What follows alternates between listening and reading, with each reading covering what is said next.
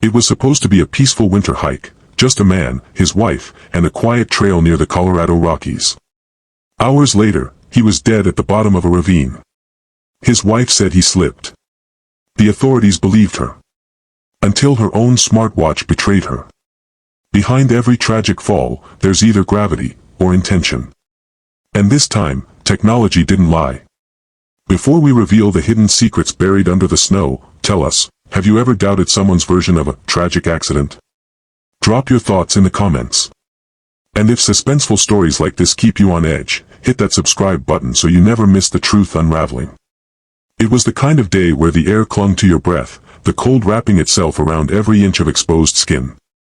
On January 13, 2020, the snow-dusted silence of Pine Hollow Ridge Trail in Colorado was pierced by something far more chilling than the wind, the discovery of a body at the base of an icy cliff.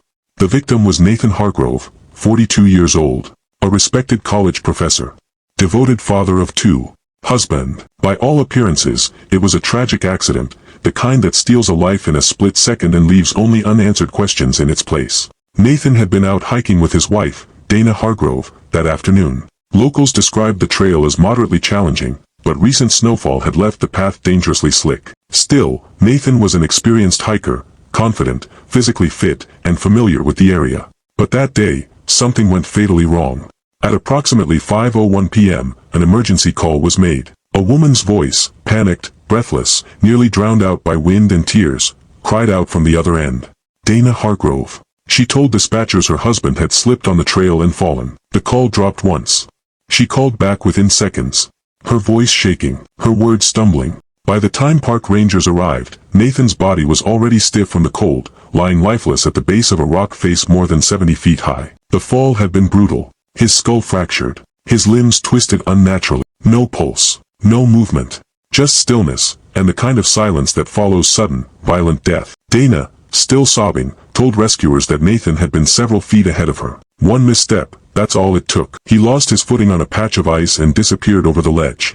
She said she screamed, dropped her trekking pole, and ran nearly 2 miles for help, downhill, in the snow, with no cell service for most of the route. She was covered in snow and visibly shaking, her face pale, mascara streaked with tears. Rangers noted how distraught she appeared. Her version of events was consistent, believable, tragic. The death of Nathan Hargrove, it seemed, was a cruel twist of fate. A painful but plausible accident. At the ranger station, Dana gave her official statement. Calm but emotional, her voice occasionally cracking, she recounted the hike in detail. She and Nathan had arrived at the trailhead just after 2 p.m. It was meant to be a short afternoon walk, something they often did to reconnect. They'd been walking single file, Nathan in front. Dana said they'd spoken little during the hike. It was cold, and the terrain was demanding. Nathan had told her to watch her footing more than once. Then, without warning, he slipped. She said he reached out, maybe to grab onto a branch or rock, but there was nothing to catch him. One moment he was there. The next, gone. She screamed his name. No answer. She tried scrambling down the slope, but the terrain was too steep. She panicked and ran back the way they'd come, nearly 2 miles, until she got a signal to call 911. Her timeline was tight, but not impossible. Her voice, recorded on the emergency call, was high-pitched and hoarse, as though she had truly been running and crying all at once. Rangers took note of her boots, caked in slush and mud. Her gloves were wet, her jacket torn at the elbow, as if she'd snagged it on a branch. There were no signs of a struggle on her. No blood, no bruises, nothing out of place. For most, it was enough to believe her. By the following afternoon, an autopsy confirmed Nathan's cause of death, blunt force trauma consistent with a high fall, multiple fractures, a cracked skull, no defensive wounds, no ligature marks, no sign of external assault. Toxicology, clean. Time of death, estimated between 4:30 and 5 p.m. There were no surveillance cameras on the trail, no witnesses, no signs of another person involved. Park rangers reviewed the terrain and determined the area near the fall was indeed dangerously icy. Others had slipped in the past, though never fatally. So the case, from a forensic standpoint, looked clean. The sheriff's office ruled it accidental. The death certificate was signed.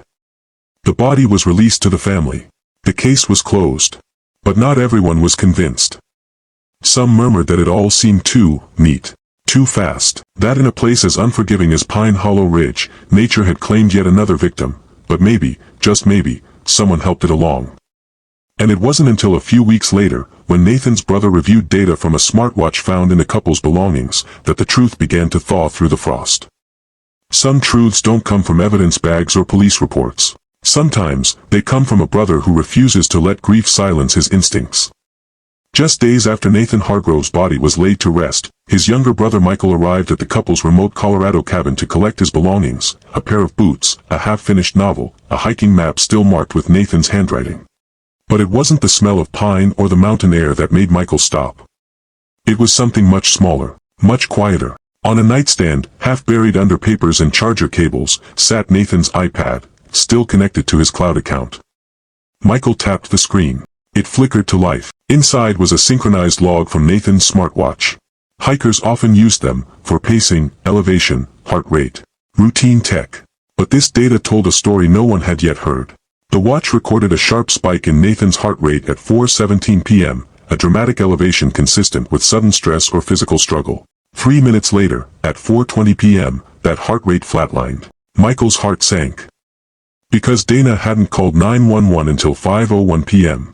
41 minutes. That was the gap between the moment his brother's heart stopped and the moment Dana claimed she ran for help. Something was wrong. Michael brought the data to the sheriff's office. At first, deputies were skeptical. What did a fitness watch really prove? But the Sheriff Caleb Rowe, wasn't so quick to dismiss it. He'd ruled the death an accident, yes, but even he admitted the timeline now felt off. The case was quietly reopened. Dana, unaware of the shift, continued posting soft tributes online, filtered black and white photos, wistful captions about love and loss. But behind the scenes, investigators were already closing in. The first move? A subpoena for Dana's own smartwatch and phone data. What they uncovered painted a far darker picture. According to Dana's biometric logs, she wasn't running downhill in a panic around 4:20 p.m., as she'd claimed. Instead, her heart rate remained steady, unnaturally so, until nearly 4:50 p.m. Investigators noted, no spike in adrenaline, no drastic movement patterns until that point. That meant she wasn't sprinting 2 miles in the snow. She wasn't distressed. She was waiting. And when her data finally did show movement, it aligned almost perfectly with the time she placed the 911 call. That gap. That silence. 41 minutes of missing time. What was she doing? With this new timeline, the sheriff's office re-examined the original 911 call, now with forensic audio technicians. The primary analysis confirmed what they'd expected. Dana's voice was panicked, rushed, believable. But under the surface, just before she began speaking to the operator, a faint, nearly imperceptible whisper. Technicians used spectral filtering. They enhanced frequencies, slowed the waveform, and looped the moment frame by frame. The whisper became clearer. Please, don't do this. A male voice. Weak. Desperate. Investigators ran it through forensic voice comparison software. The result, a 91% match with Nathan's recorded lectures from the university. It was him. The timestamp? 4:19 p.m. He was still alive, at least for 1 more minute, and someone was with him. Suddenly, Dana's narrative cracked wide open. She had claimed he slipped and fell ahead of her. That she screamed and ran for help. But if Nathan was still speaking at 4:19 p.m., a full minute before his smartwatch recorded a flatline, then that fall wasn't instant. It wasn't clean. And it definitely wasn't unwitnessed. Someone had been close enough to hear him plead. Someone who didn't help. The voice. The silence. The fabricated sprint. The 41-minute delay. None of it made sense, unless you started asking a different question. Not how did Nathan fall? But why would Dana lie? Sometimes the dead leave behind more than memories. In a twist that would reshape the entire investigation, a GoPro camera was discovered at the bottom of Nathan Hargrove's hiking duffel, overlooked during the initial sweep, tucked beneath a thermal jacket. Still intact. Still charged. Investigators retrieved the footage. It began as expected. Wide shots of the snowy trail, muffled commentary from Nathan about elevation gain and the view ahead. He smiled occasionally at the lens, but it wasn't the carefree glow of a man on vacation. His voice was subdued. Nervous. He filmed Dana walking a few feet in front, silent, arms crossed, eyes fixed ahead. She barely glanced back. For nearly 45 minutes, the footage tracked their tense journey upward. No laughter. No banter. Just two people walking in silence under a gray sky, the wind whispering louder than their words. Then came the final clip. They reached a narrowing in the trail, the cliff edge visible beyond the trees. Nathan turned the camera on himself briefly, his brow furrowed. His voice was soft. "We're good, right?" Dana didn't respond on camera. The lens shook slightly, then a sudden rustle. A gasp. The sound of boots scuffling on loose gravel. Then, a thud. The camera tumbled, capturing only a rapid blur of motion before it landed sideways against a rock. The timestamp read 4:16 p.m. The screen went dark. That moment, 4:16 p.m., was just 1 minute before Nathan's smartwatch registered a catastrophic spike in heart rate, and 4 minutes before it flatlined completely. Dana had said he fell while ahead of her, but the footage showed her leading, not trailing, not following. Digital evidence doesn't blink. It doesn't lie. And when investigators pulled the full GPS and biometric logs from Dana's smartwatch, the story took a darker turn. Immediately after Nathan's fall, or what now looked increasingly like a push, Dana's smartwatch recorded 17 minutes of physiological stillness. Her heart rate remained low.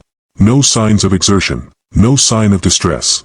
She didn't run. She didn't cry. She didn't scream. She stood still, alone. Then, at approximately 4:37 p.m., her smartwatch showed steady, deliberate walking, not the erratic movement of someone in panic. A slow pace, calculated, unhurried. It wasn't until 5:01 p.m. that she made the emergency call. Experts were brought in to analyze the behavioral pattern. One forensic psychologist noted, the physiological calm following trauma this severe is highly inconsistent with genuine emotional shock. This looks more like someone collecting themselves. Every minute ticked off Dana's story. Every GPS ping chipped away at her version of events. But perhaps the most damning discovery wasn't in a watch or a camera. It was in a second phone, one Dana had wiped clean. Investigators retrieved the device from her car weeks later. At first glance, it was empty. Factory reset. Nothing but default settings and a single playlist titled Quiet Drive. But a deeper forensic analysis revealed ghost data, traces of an encrypted messaging app previously installed and deleted. Through recovery tools, fragments of conversations emerged. And a name. Jesse Rowan. 30 years old. Former student. Once mentored by Nathan in graduate school. Later, seen often at faculty dinners. More recently, absent. The messages Dana exchanged with Jesse were sparse but chilling. "I can't do this anymore. The trail will fix it. Cut clean. No loose ends. You said you'd handle the rest." The context was thin. But the tone was heavy. Jesse had since relocated out of state. A search warrant was issued. His devices, once seized, told the rest of the story. He and Dana had been in regular contact for over a year, the messages suggestive, emotionally charged. Several voice notes were recovered, some referencing Nathan. One ended with Jesse saying, "He doesn't deserve you. He never did." Suddenly, the theory of an accident collapsed.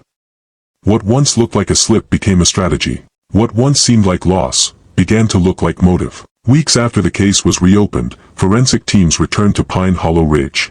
Not just with cameras and clipboards, but with thermal drones capable of penetrating snow layers and mapping heat signatures and terrain anomalies. And there it was.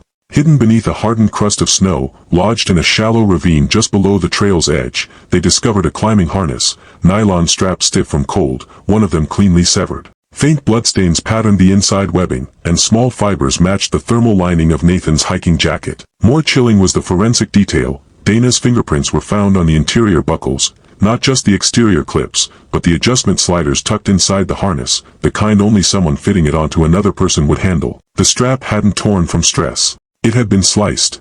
Cleanly. Intentionally. Snow layering analysis dated the gear's placement after the overnight freeze, meaning it was staged post-fall, a deliberate effort to muddy the timeline. The harness wasn't lost in an accident. It was planted. This wasn't a spontaneous act of desperation. It was architecture. When questioned again, Dana insisted she had no idea where the harness came from. That they hadn't used climbing gear at all that day. That Nathan wouldn't have needed it. he was just hiking. But investigators knew something Dana hadn't disclosed.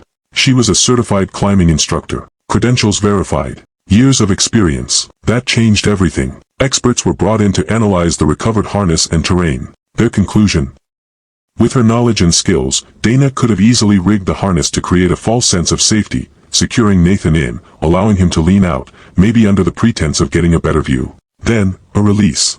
One that felt like an accident. Investigators also revisited Dana's original statement about the weather. She described howling wind that caught Nathan off guard. But meteorological data from the nearest ranger outpost told a different story. Wind speeds that afternoon never exceeded 5 miles per hour. No gusts.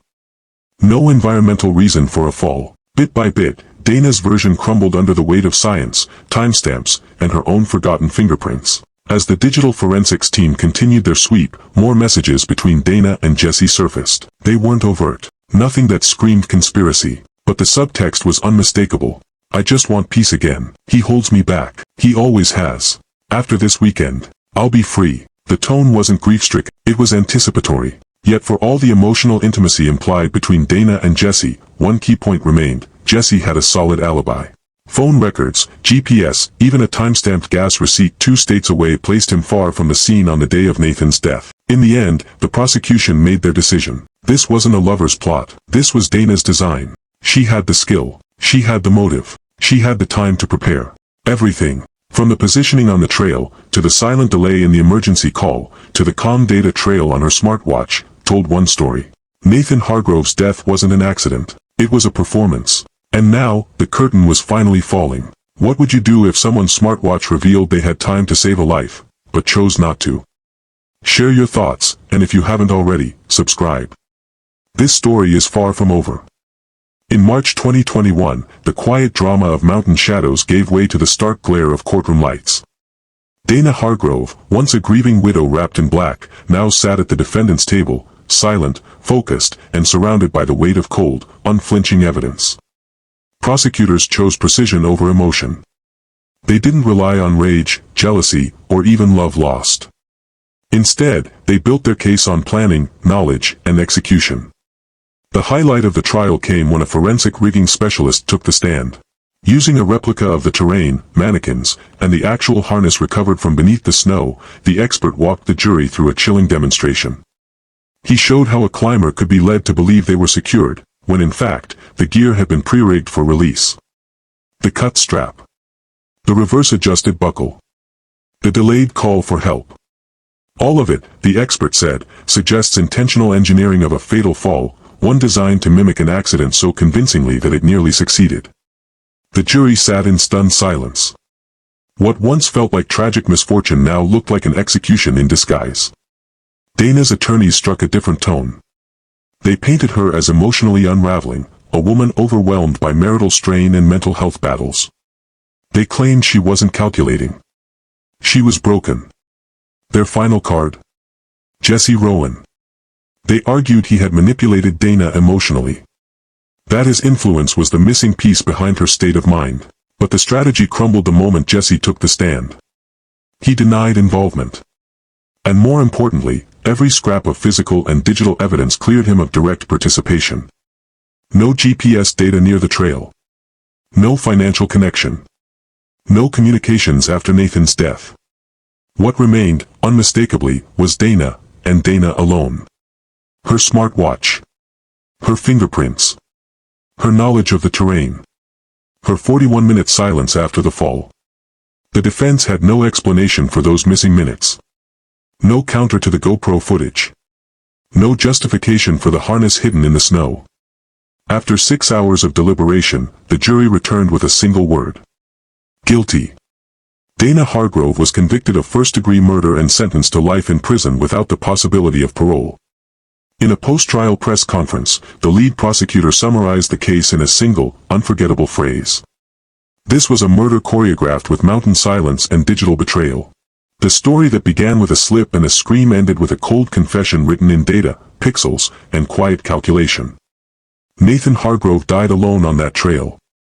But in the end, his devices, and the truth they held, spoke louder than the silence that tried to bury him. Nathan's fall was real. But it wasn't the only thing that dropped on that ridge.